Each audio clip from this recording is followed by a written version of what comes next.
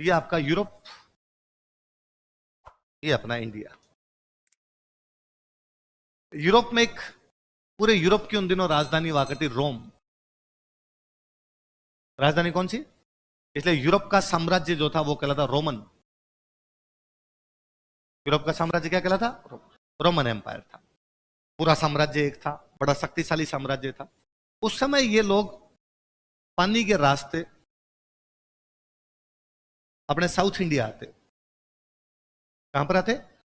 और अपने यहां से मसाले लेके जाते। ठंडे देश है, ठंडे देशों में मसाले चाहिए, गर्म चीजें चाहिए। गर्म चीजें उनके वहां हो नहीं रही थी। अपने यहाँ केरला में, तमिलनाडु में, यहां पर ये चीजें होती। इलायची लेके जाते, काली मिर्च लेके जाते, इस प्रकार की चीजें, लौंग लेके जाते, इस प्रकार की चीजें वो लेके जाते। कई साल तक इनका ठीक चला ये मामला। बड़े साम्राज्य, बड़े बड़े जहाज, जहाज भर के आता वहां से, यहां पर अपने सामान लेता, वापस चला जाता। और रोमन एम्पायर वाले इतने रिच थे, इतना पैसा था कि पहले दुनिया में ये था, एक सामान दो, दूसरा सामान, बार्टर सिस्टम, वस्तु विनिमय। क्या बोलते? मेरे पास जो है मैं आपको दे दूंगा और आपके पास है वो मुझे दे दो।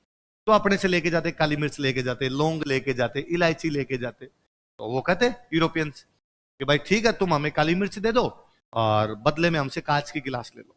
हम कांच के गिलास बहुत अच्छे बनाते हैं। अपने वालों का ऐ है, बदले में हम एक ही चीज लेते हैं, सोना। क्या लेते हैं? सोने के अलावा कुछ भी। तो वो बेचारे अपने को सोना देते और अपने से क्या लेके जाते? काली मिर्च। क्या लेके जाते? मसाले, काली मिर्च। काली मिर्च बेसिकली जो बड़ा जो उनकी चीज थी ले जाने वाली, वो चीज कौन सी थी? काली मिर्च। काली मिर्च लेके जाते और अपने को क्या देके जाते? सोना। जो इतिहासकार हुआ, उस इतिहासकार का नाम है प्लिनी। कौन इतिहासकार हुआ है? प्लिनी। प्लिनी बेचारा कहता है कि पूरी दुनिया का सोना पूरी दुनिया में घूमता है। क्या बोलता है? बोलो देखे। पूरी दुनिया का सोना पूरी दुनिया में, भारत में जाके गायब हो जाता है। भारत वाले लेते तो है लेकिन किसी को देते। तो ये सोना दबा दबा के रखना अपनी पुरानी आदत है। अभी तक भी अपनी सारी मम्मियों ने छुपा रखा है। लड़कियों के तो सारी मम्मियों ने छुपा रखा होगा कि नहीं, काम आएगा तेरे, कभी ना कभी काम आएगा। और बाकी सब आज भी अपने को इन्वेस्टमेंट करना होता है, अपने दिमाग में सबसे पहले क्या आता है? गोल्ड। गोल्ड ले ले यार, सोना। इसलिए सोने की रेट कभी कमी नहीं हो रही, क्योंकि सोने की डिमांड बनी हुई है। डिमांड सप्लाई का नियम है। जितनी ज्यादा डिमांड है उतनी ज्यादा सप्लाई नहीं है, इसलिए रेट हमेशा क्या रहती है सोने की? भाई रहती है उसकी, क्योंकि डिमांड में हमेशा बना रहता है। इसलिए प्लिनी ने बेचारे ने कहा कि पूरी दुनिया का सोना पूरी दुनिया के अंदर घूमता रहता है। भाई मैंने सोना इनको दिया, इन्होंने सोना इनको दिया, इन्होंने सोना इनको दिया, लेकिन भारत वालों ने कहा दबा लो, अब आगे किसी को देना काली मिर्च ले जाओ, तुम्हें जीती चाहिए, सोना अब हम किसी को देंगे। तो सोने के प्रति अपनी बड़ी गजब की दीवानगी थी। और रोम में एक राजा हुआ था, नीरो। कौन राजा हुआ था? कभी एक स्टेटमेंट कभी आपने सुना हो कि जब रोम जल रहा था तो नीरो बांसुरी बजा रहा था। क्या स्टेटमेंट है? जब रोम जल रहा था तो नीरो बड़ा बेफिक्र राजा था। एक बार रोम में अकाल पड़ा हुआ, जनता बेचारी त्राहिमाम त्राहिमाम करे भूखी, और नीरो मजे करता। नीरो की जो पत्नी थी वो दूध से नहाया करती थी। मिस्र से उसके लिए गुलाब के पत्ते मंगाए जाते कि गुलाब के पत्तों के साथ में वो नहाएगी। लेकिन जब तुम्हारी रानी गुलाब के पत्तों से नहा रही थी तब लोग भूख से मर रहे थे। तो जब नीरो बांसुरी बजा रहा था तब रोम क्या हो रहा था? जल रहा। क्या रोम जल रहा था? नीरो क्या कर रहा था? तो नीरो वहां का एक राजा हुआ है। नीरो को जब ये पता चला कि ये बेटे यहां से लेके जाते हैं सोना और बदले में क्या लेके आते हैं?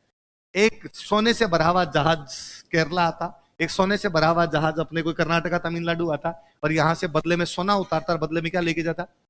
उसने कहा दिमाग खराब है, ये कौन सा भुगतान संतुलन है? बैलेंस ऑफ पेमेंट ही गड़बड़ाया हुआ है कि तुम सोना दे के और काली मिर्च लेके आ जाओ। अगली बार किसी ने सोने के बदले में काली मिर्च ली, मैं टांगे तोड़ दूंगा तुम्हारी। और फिर भी रोम के व्यापारियों ने कहा कि नीरो चौप काली मिर्च चाहिए, उसके लिए जीता सोना चाहिएगा, हम देंगे। वो फिर भी अपने यहां सोना लेके आते। कालांतर में रोमन एम्पायर लंबे नहीं चलते, रोमन एम्पायर टूट गया, दो टुकड़े हो गए।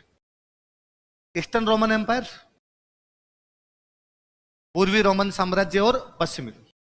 पश्चिम की राजधानी तो रोम है, पूर्व की राजधानी चेंज होगी। पूर्व की राजधानी होगी कुस्तुनतुनिया। कौन सी होगी? कॉन्स्टेंटिनोपल। आजकल आप बोलते हो इस्तांबुल, तुर्की का एक शहर है इस्तांबुल, तो अब वो आ गया, इस्तांबुल हो गया। जब एम्पायर टूटा ना, जब बड़े साम्राज्य होते हैं तो साम्राज्य के पास पैसे ज्यादा होते हैं, साम्राज्य जब राज्य छोटे छोटे होंगे तो उनके पास ज्यादा पैसे नहीं, तो इनका ये व्यापार खत्म हो गया। अब वो जलमार्ग से आने बंद हो गए। छोटे व्यापारियों के पास बड़े जहाज नहीं, बड़ा इन्वेस्टमेंट नहीं, इतनी दूर आना। अब इतनी दूर यदि कोई व्यापारी यहां से यहां तक चल के आता, उसके पास बहुत बड़ा जहाज चाहिए, बहुत बड़ा पैसे चाहिए, सेना चाहिए, रास्ते में कोई लूट ना ले, तो व्यापारी अपनी सेना लेके आते। अब इतने बड़े व्यापारी नहीं थे। अब क्या किया जाए, अब भी चाहिए उनको काली मिर्च, तो तब एक नया रूट पकड़ा। साउथ इंडिया से ये लैंड रूट से अपने नॉर्थ आता, नॉर्थ से लैंड रूट से पाकिस्तान जाता, पाकिस्तान से अफगानिस्तान जाता, अफगानिस्तान से ईरान जाता, ईरान से टर्की जाता, टर्की से यूरोप जाता। स्थल मार्ग कौन से जाने लगे, ठीक चल रहा है अब तक भी। ईसाई है, यहां पर भी ईसाइयों का राज है, यहां पर भी ईसाइयों का राज है। बीच में 1469 के आसपास में इधर कब्जा कर लेते हैं तुर्क। कौन कब्जा करते हैं, और जब तुर्कों ने कब्जा किया, तो जैसे तुर्कों ने कब्जा किया तो तुर्कों ने ये वाला जो रूट था ये ब्लॉक किया, ये वाला इधर वाला रूट था ये ब्लॉक किया, और इधर वाले ईसाइयों को कहा यदि इधर काली मिर्च लेने आ गए देख लेना, एक भी जिंदा नहीं जाएगा।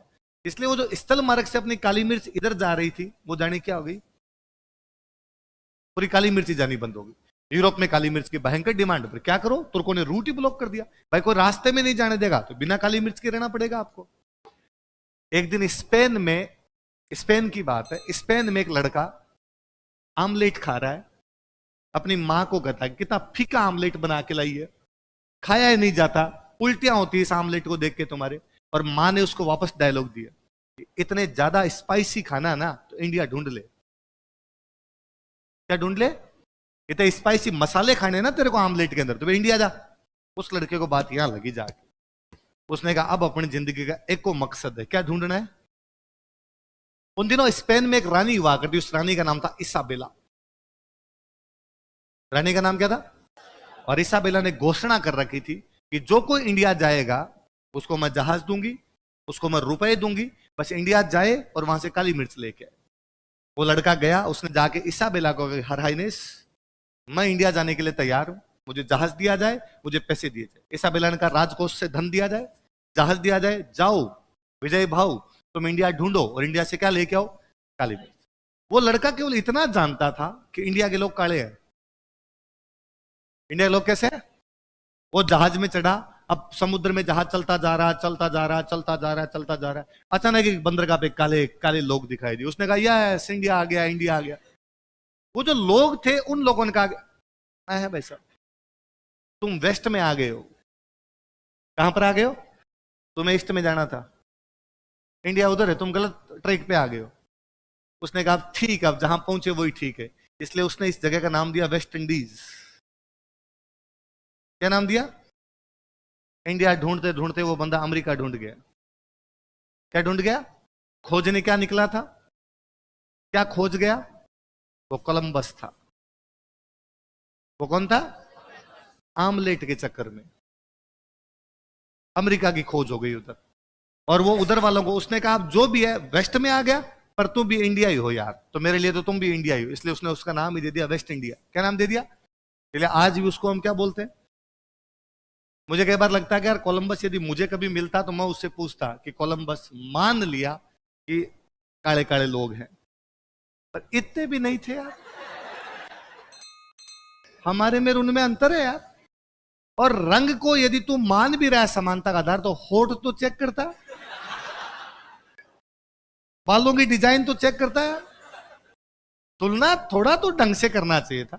इवन अपने गांधी जी जब अफ्रीका के अंदर थे, गांधी जी को जेल में बंद किया अंग्रेजों ने, तो गांधी जी ने वहां अंग्रेजों को कहा कि मैं अफ्रीका वाले कालों के साथ नहीं रहूंगा, मैं इतना काला थोड़ी हूं। इसलिए अफ्रीका वाले काले आज भी कहते हैं कि गांधी जी ने कोई रंग भेद का विरोध नहीं किया, गांधी जी हमसे पूरा रंग भेद करते थे। इसलिए बीच में अफ्रीका में गांधी जी की मूर्ति लगाई गई, अफ्रीका वाले कालों ने तोड़ दी। उनका यह आदमी हमसे रंग भेद करता था, यह कहता था कि मैं कम काला हूं, हम तो खाली सांवले हैं, वो वाले क्या हैं। अब जब ये इधर वालों को नहीं मिला, एक देश और था पुर्तगाल।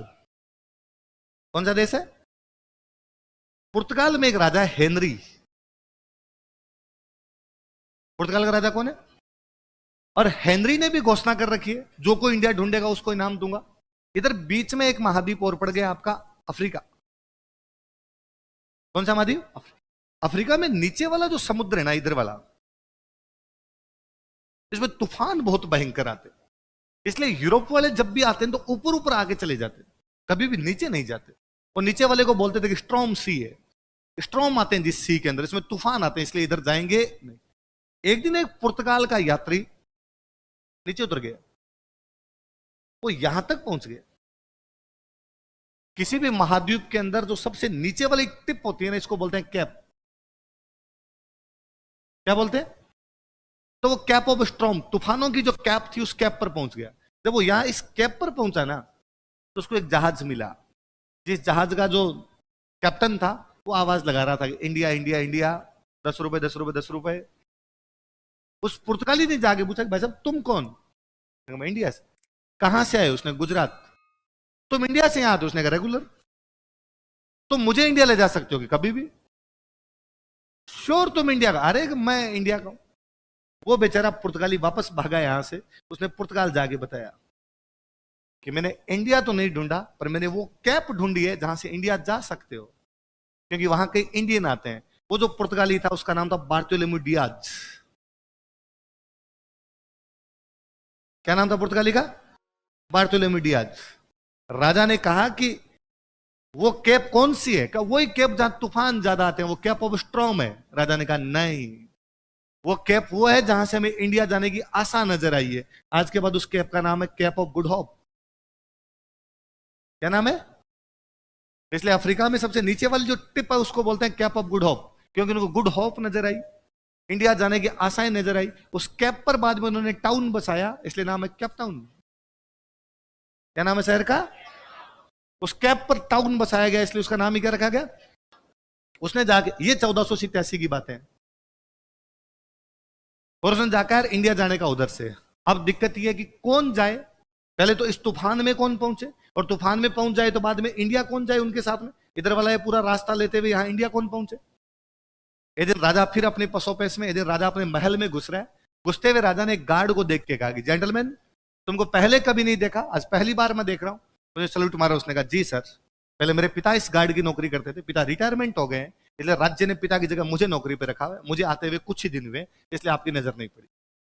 राजा ने पुनः कहा कि तुम काफी हट्टे कट्टे लंबे चौड़े हो, तुम एक गार्ड की नौकरी क्यों कर रहे हो? क्या तुम जीवन में कुछ अच्छा नहीं करना चाहते? उसने वापस कहा कि राजा ने ठीक पहचाना, मैं कैप्टन बनना चाहता हूं। क्या बनना चाहता हूं? उस समय यूरोप की सबसे बड़ी नौकरी थी नेवी, तो नेवी के अंदर ज्यादा उनसे बहादुर कोई नहीं। राजा ने कहा तू साइड में आ। पक्का तू कैप्टन बनना चाहता? उसने कहा क्या तुझे यदि कोई टारगेट दिया जाए वहां करेगा? उसने खुद चला के कहा यदि आप सोच रहे हो इंडिया भेज रहे हो तो मैं इंडिया जाना पसंद करूंगा। राजा ने उस बंदे को 4 जहाज दिए, 2 तोपें दी, रवाना हुई है। पुर्तगाल की राजधानी है लिस्बन। कौन सी राजधानी है? राजा ने घोषणा की लिस्बन के सारे चर्च में एक साथ घंटियां बजाई जाएगी। ये बंदा जो जा रहा है इसके लिए दुआएं मांगी जाएगी कि सफल हो। उस बंदे कहा गया बीच में जो कोई आए तोपों से उड़ा देना, लक्ष्य से एक काली मिर्च आनी चाहिए। वो बंदा वहां से कैप ऑफ गुड होप पहुंचता है। कैप ऑफ गुड होप पे एक गुजराती भैया मिलते हैं, उसको अब्दुल मनिक उसको लेके आते हैं केरला। वो बंदा भारत का रास्ता खोज देता है। वो बंदा था वास्को डी गामा। क्या नाम था? राजा का एक गार्ड राजा की तरफ से 4 जहाज और 2 तोपे लेकर रवाना होता है। उसके आधे सदस्य बीच में मर गए थे। कोई तूफान में मरा, कोई मलेरिया में मरा, कोई दूसरी बीमारी से मरा, कोई लड़ाई में मरा, लेकिन उसके बावजूद उसने कहा कि ना, भले सारे मर जाए मैं अकेला जाऊंगा। जब वो काली मिर्च लेके यहां से यहां पहुंचा तो उसने काली मिर्च मान लो केरला से 1 रुपए किलो में खरीदी थी। यूरोप में इतनी डिमांड थी कि 60 रुपए किलो में बिकी। 60 गुना फायदा था। कितना गुना फायदा था? इसलिए बचपन से जो आप पढ़ते आए कि वास्को डी गामा ने भारत की खोज की, नहीं, वास्को डी गामा ने भारत आने वाले रास्ते की खोज की।